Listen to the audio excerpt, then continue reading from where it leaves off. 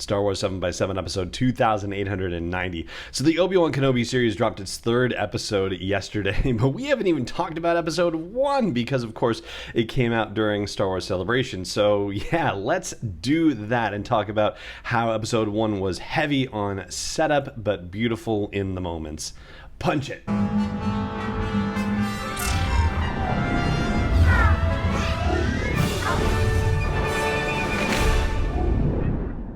Hey Rebel Rouser, I'm Alan Voivod and this is Star Wars 7x7, your daily dose of Star Wars joy, and thank you so much for joining me for it. So this is the last episode I'm recording in Los Angeles. On the day that I'm recording this, Wednesday, June 1st, I will be flying, assuming I don't get my flight canceled again like the way out here. I'll be flying back home to New Hampshire and looking very much forward to it. It's been a whirlwind adventure, but it's time to go home. It's time to go home. So, but speaking of whirlwind adventures, let's talk about the Obi-Wan Kenobi series. And I've got 7 points that I wanted to chat with you about on this first episode. So I'll start with a triple setup, which refers to the fact that we get that opening montage that sums up the prequel trilogy, and then we get a scene as a prologue that shows us Order 66, and then we get a scene with the Inquisitors arriving and the Grand Inquisitor monologuing in that saloon. And the more I got to thinking about that, the more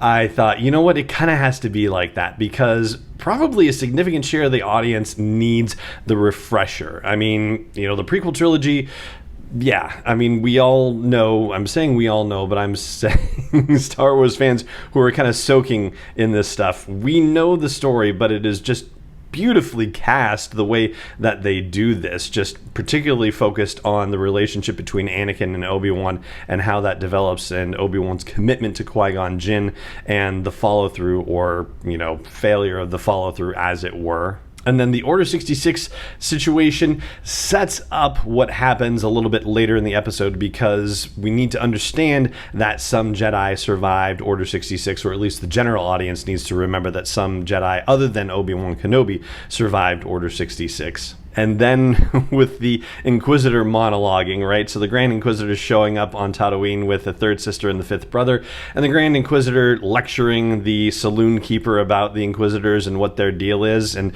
I would say, you know, for a lot of people, they're not familiar with Inquisitors or who they are or what their deal is. You know, it's something like those characters have only been in animation with Star Wars Rebels and in comics and in, of course, Jedi Fallen Order. So yeah, heavy on the setup for sure, but ultimately the more I sat with it, the more I thought, yeah, this is kind of necessary basically under the circumstances. Then we have our second point, which is the triple refusal of the call. We see Obi-Wan Kenobi is day laboring. Apparently they're harvesting meat off a giant dead carcass in the middle of the desert, which is crazy. And those refusals come with higher and higher stakes, right? So the first refusal is basically when the worker is gypped of his wages and he could step in, but does not. And then the next one is when he encounters the runaway Jedi in the desert and does not help him, and in fact advises him basically quite the opposite, to go back to town and stay hidden, which is, you know, a bad idea, especially considering that he already knew Inquisitors were around anyway, for pity's sake. And then the third refusal coming when Brea and Bail call and say, you need to come help Leia, this is a problem. And he just continues to say, I'm not the man I used to be, and won't help. And we'll talk about what actually moves him into action a little bit later. The third thing I want to talk about with you is that we get to see Alderaan at its best. And we had moments like that with the ending of Revenge of the Sith, and gosh, I'm trying to think of other things where I've seen Alderaan, but I don't think we've seen it in live action until now, and just how beautiful Alderaan looks. Like, you know, there's that meme that goes around where, you know, it's something like, oh yeah, if, you know, something happened or something, you know, went away or something like that, what the world would be like, and it looks like, you know, some crazy Tomorrowland concept or something like that. Well, that's basically what Alderaan looks like, and it's just stunning, but just the cityscapes, but also the vistas of it, like how they combine them is just amazing, and also just like a little heartbreaking at the same time, because you know what Alderaan's fate is eventually, but how beautiful it is to see Alderaan at its height. And I had heard rumors about there being, both a young boy and a young girl being cast, but, you never know with rumors and whatnot. And of course, Jimmy Smits was never confirmed as a member of the cast either, for that matter, which was just something they were hiding. So I personally was actually a little surprised by the appearance of Alderaan, and it was just, it was startling, but oh gosh, I was very happy about that. All right, let's move on to our fourth thing, which is Leia and Lola. Like, this is a great combination, and I do want to say, first of all, Vivian Lyra Blair is the actress who plays Leia, and I think it's kind of an amazing little coincidence that Lyra is her middle name, because that's, of course, the name of Jyn Erso's mother in Rogue One, and I thought that was just kind of a weird little serendipitous coincidence. So she does really well, and I'm aware, though I haven't seen any of this, I've seen people saying that it's terrible that people are complaining about her or something like that, but I've not actually seen anyone actually complaining about her online, and I'm pretty happy about that. I think that means I've managed to tune out a lot of folks that I would like to tune out, basically. But the challenge is that when you have a character who is precocious, which is exactly what Leia should be at this age, you're going to give that character dialogue that goes, above and beyond what they would be saying at their grade level, basically. So, this is heightened stuff, right? Like, this is not reality. Most 10-year-olds are not going to be rattling off things about very deep insights into some kid's father and being scared and stuff like that. Like, yeah, that's not going to happen over the course of life, but this is exactly who Leia needs to be as a character. And yeah, it did not bother me at all that she went off on that monologue on her cousin and her refusal to apologize and saying she'd rather be eaten by a jackabeast. Like, yeah, I loved it, honestly. I really think they captured the character. I do. And Lola, like, what another little endearing robot that Star Wars has managed to create, that Lucasfilm has managed to create, right? We got a brief look at Lola in the trailers and whatnot, or in commercials, but yeah, fully realized Lola is good fun, and where Lola is packing a buzzsaw and all of that equipment is pretty darn impressive. For a fifth thing, I want to talk about the father-daughter dynamic between Bail and Leia. And first of all, just want to give props to the beautiful moment where Bail and Leia, connect over the fact that, she says that she's not a real Organa because of the way that she was talked to by her cousin, and how he so strongly emphasizes that she's an Organa in every way that matters. And yeah, it gave me chills, and I get like a little emotional over that. There is adoptive stuff in my own family. My mother was adopted, so yeah, it's something that matters, and it's beautiful. I really felt very emotional about that moment. But even beyond my own personal reaction to that, I would also say that it is that father-daughter dynamic that becomes more crucial as the rebellion begins to form and begins to grow and gets to that breakthrough point when the events of A New Hope happen. And it's Bail actually going around, I think this is in the Leia, Princess of Alderaan novel by Claudia Gray, when Leia actually discovers that Bail is doing secret activities for the rebellion. Obviously the rebellion hasn't quite formed yet at this point, but I mean, I think just these general seeds of it are just starting to happen in other places in the galaxy. And so we see the setting up of the father-daughter relationship and just how strong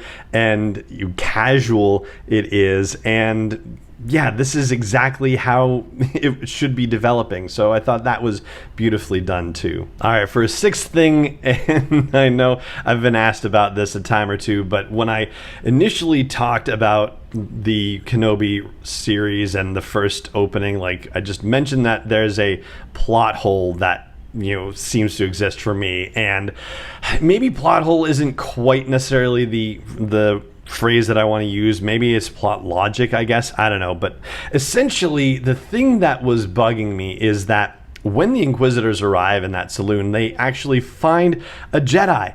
And yes, I know there's the, dynamic between the Grand Inquisitor and Reva, and so, they have to set that up and whatnot. But the fifth brother goes out after the Jedi, and it's not like Nari, did something amazing to disable all the three of them. No, he just managed to sneak away and made a couple of awnings drop and then ran through the town, right? So the fifth brother goes stalking after him, but how is it that they didn't just catch him right there? I mean, they came all the way, 3 Inquisitors came all the way to Tatooine looking for this one Jedi, and they just let him run through the town and escape out into the Dune Sea. That seemed particularly unlikely to me for all the effort that they went to go track this kid down. And I know why the creators of the show had to do that, why they had to let him escape, because he has to go see Obi-Wan later on, and Obi-Wan has to have another refusal of the call moment, and that's fine. But yeah, he escaped so easily comparatively and got all the way out into the Dune Sea, even though those Inquisitors came all that way for him and did not relentlessly pursue him. Yeah, that just, was like, I don't know about that. And incidentally, related to that, I'll just flag something that I have not watched episode 3 yet, but it's a thing that seems to be happening in episode 1 and episode 2, so we'll have to see if something like this happens in 3. But there are callback moments, like in this particular episode when Obi-Wan tells Nari to go out into the Dune Sea and bury his lightsaber and then, go back to town and stay hidden and whatnot. Of course, that's exactly what Obi-Wan did, so there's a callback later where he goes out into the middle of the desert and digs up the lightsabers that he's buried, both Anakin's and Obi-Wan's. And then the final thing has to do with what actually moves Obi-Wan Kenobi forward. So this is one of the biggest challenges in, creative writing in general, like the art of persuasion. Like, how do you convincingly make somebody go from a no to a yes in something, right? Because it has to feel legitimate, it has to feel real. It can't be somebody saying no and then somebody saying, but I want you to do this, and then the person saying, okay, I guess I will. Like, it has to feel earned in some way. Like, you have to give enough incentive for the person to actually turn against their own resolve and do it. And so seeing Nari having been captured and killed by the Inquisitors, and then having Bail Organa come personally to visit Obi-Wan to beg him to get involved, like, that is, that ultimately is what gets him finally moving forward. I would say that, if Bail had just shown up and begged, like, Obi-Wan probably would have sent him away as well. But the fact that he saw Nari killed and then had Bail, like, I think the 1-2 punch of that definitely felt for me like it was enough to turn his direction around. And that's about it for just, the episode itself. I mean, apropos of nothing, there was just one other thing that just really got me, which was the appearance of Flea as the main kidnapper. Flea is, of course, the bass player for the Red Hot Chili Peppers, and there was a Beavis and Butthead episode once upon a time, and they were watching a Red Hot Chili Peppers video, and Beavis started yelling, "Flea! Flea! Flea! Flea!" in the middle of that. And so, of course, the moment he appears on screen in the Kenobi series, like, all I hear in my head is "Flee! Flee! Flee!" So yeah, that happened too. All right, so there you go. That is the spoiler level breakdown of episode 1 of the Obi-Wan Kenobi series, and that is going to do it for this episode of the show. It just remains for me to say thank you so much for joining me for it, as always, and may the Force be with you wherever in the world you may be. 7 is not endorsed or sponsored yet by Lucasfilm Limited, Disney, or 20th Century Fox, and is intended for entertainment and information purposes only. Star Wars, the Star Wars logo, all names and pictures of Star Wars characters, vehicles, and any other Star Wars related items are registered trademarks and/or copyrights of Lucasfilm Limited, or their respective trademark and copyright holders. May the Force be with them. All original content is copyright 2021 by Star Wars 7x7. We hope you love it.